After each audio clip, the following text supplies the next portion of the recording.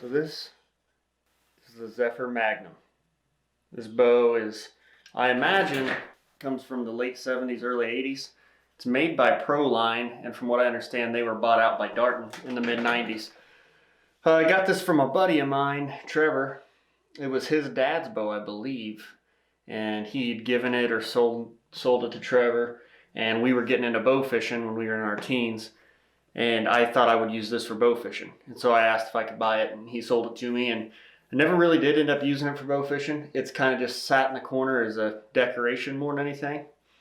Well, I've decided to revive this baby, and I just had an old arrow, got a whole stack of them laying in here, and took a shot with it and literally dropped the bow because I wasn't thinking and didn't realize that this isn't a parallel limb bow. This thing wants to shoot forward when you shoot it.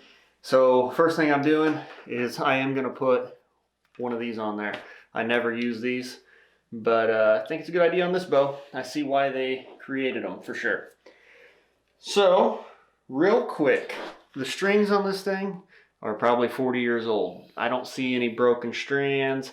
There's a lot of fuzz, especially right here where the zip-tied silencer is. You can see that's pretty old. But I'm going to get all that stuff off and I'm going to wax this string. These actually used real steel cables. You hear about cables on a bow? Well, that's where that came from. These are steel cables that kind of hold and time the wheels. I don't know much about adjusting these at all. Probably not going to mess with that. But I'm going to try to find one of those old school just steel or aluminum rod stabilizers.